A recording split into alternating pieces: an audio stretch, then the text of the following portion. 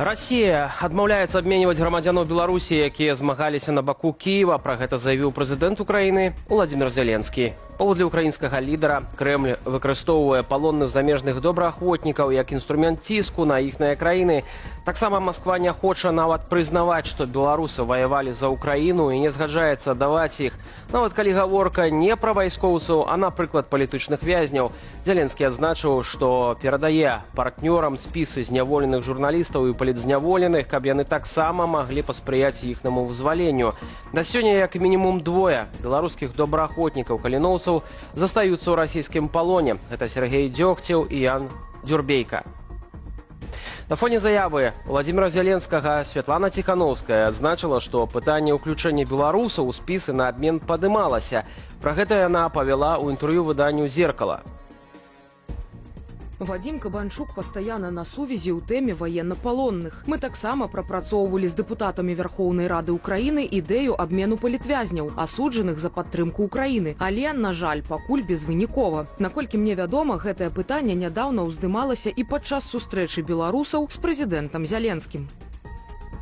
Выданне «Нью-Йорк Таймс» прыводзіць падрабязнасці мемарандуму аб мірным урэгуляванні, які Кіеў прэзентуе на перамовах з Крамлём. Масква, ў сваю чаргу, гэтак і не падала сваёй версіі такога дакументу. Ананімная крыніца выдання сцвярджае, што ўкраінскі бок прапануе спыніць агонь на сушы, моры і ў паветры. Пры гэтым маніторынг маюць ажыццяўляць міжнародныя партнёры. Раней спецпрадстаўнік прэзідэнта США Кіт Келлог заяўляў, што украінскі мемарандум ствараецца з 22 умоваў, якія ён ахарактарызаваў, як цытата, даволі добрыя і разумныя. У Кіеве думаюць, што падчас перамоў у Стамбуле, якія маюць адбыцца паслязаўтра, 2 чэрвеня, Масква можа запатрабаваць вывесці войскі з тэрыторыяў, якія яшчэ кантралюе Кіеў, а потым абвінаваціць Украіну ў зрыве перамоваў.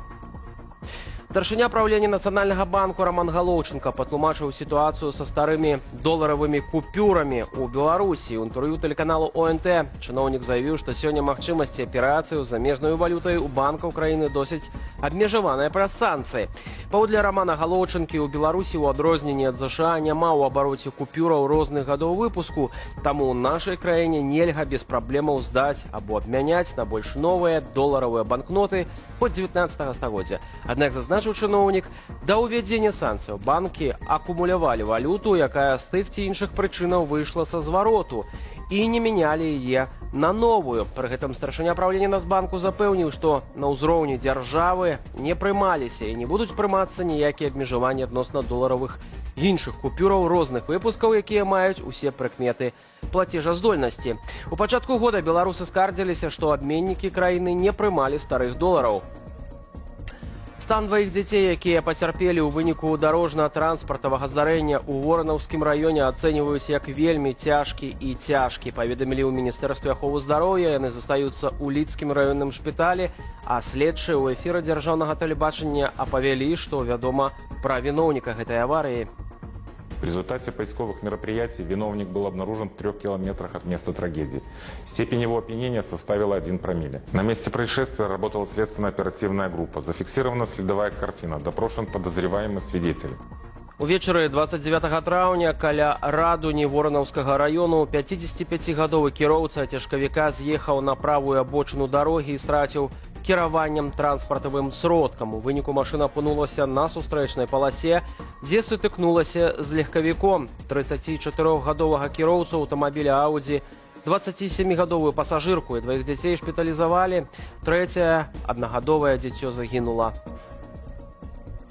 Суд у сталіцы Латвіі Рызе сканфіскаваў амаль 2000 тоннаў хларыду калію, якія арыштавалі мытныя органы, да якія былі звязаныя з нашай краінаю.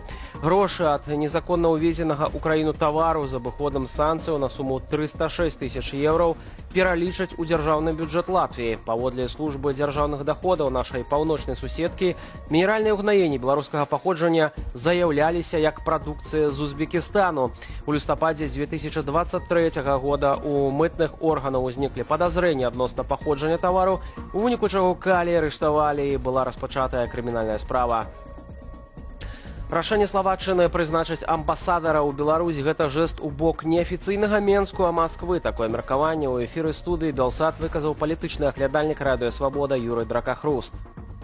Мы зробім вот так вот скосна. Вашего союзника я подтримаем, покажем, что мы его, да, признаем. Ну, как бы... И в этом смысле и меньше зловать, может быть, той же Брюссель. А Фіцо глядзіць на Брюссель. Тут не варто лічыць, што ён там як бы абсолютно он не ігноруе.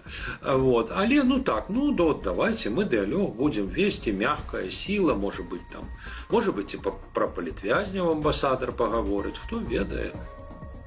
У Дняпроўскім раёне Кіева запрацавала кавярня з незвычайнымі жыхарамі. Тут жывуць не каты і сабакі, як бы вы маглі падумаць, а маленькія свінкі. Нягледзячы на неадназначныя водгукі абаронцаў жывёлы, нават скаргі ў паліцыю, наведнікі кавярні задаволеныя. Далей глядзім у наступным матэрыяле.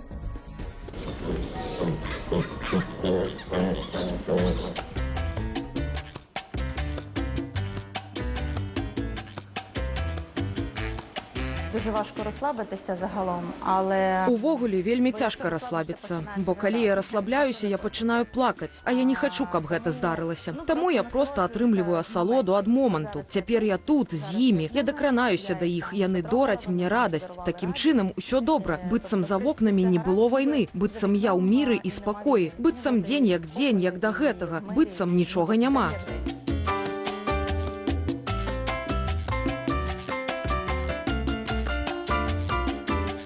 Ми хотіли створити якийсь позитивний проєкт. Мы хацелі стварыць нешта пазітыўнае, праект, які супрацьстаіць усім дрэнным навінам, якіх у кожнага шмат. Мы пастанавілі, што гэта будуць парсючкі, міні-свінкі. Мы вельмі доўга і уважліва вывучалі гэтых жывёлінаў, іхныя паводзіны і псіхалогію, ды прыйшлі да высновы, што гэта будзе добрая ідэя.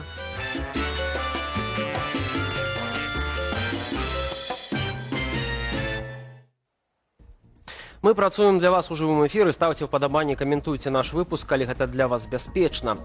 І да наступнай тэмы. 5 гадоў таму затрымалі экс-кандыдата на прэзідэнта, аднаго з лідараў сацыял-дэмакратаў Міколу Статкевіча. За 2 дні да гэтага рэжым зрабіў тое самае Сергеем Ціхановскім, а на пачатку чэрвеня 20-го затрымалі Паўла Северынца. У выніку тагачасны беларускі пратэст фактычна застаўся без лідараў. Вынікі такой сітуацыі разабраў у артыкуле на belsat.eu Макар Мыш разам з экспертамі. Паводле палітычнага аглядальніка Радыё Свабода Валера Карбалевіча, сярод плюсаў абезгалоўленага пратэсту праца механізму самаарганізацыі. Пры гэтым эксперт падкрэсліў, што брак лідараў тады вельмі адчуваўся.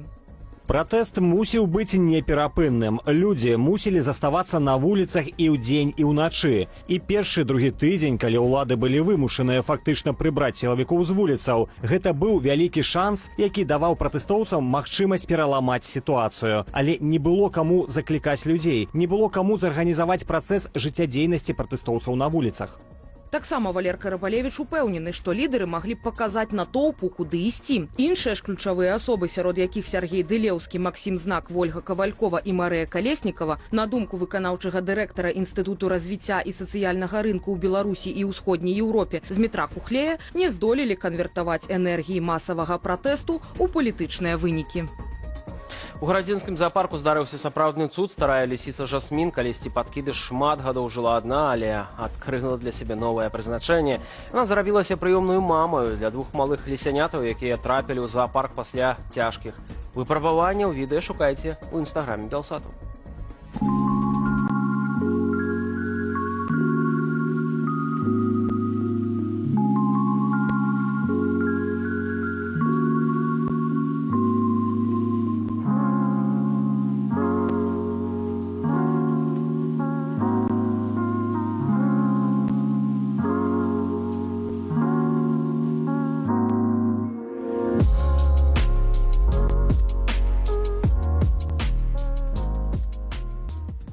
Захочу падпісвацца на наши сацыяльныя сеткі, калі гэта для вас бяспечна, а таксама далучацца да праграмы «Аб'ектыў» о 19 гадзіне з Вітаўтам Сіўчыкам. Я ж на гэтым з вами развітваюся. Беражыце сябе. Да сустрэчы.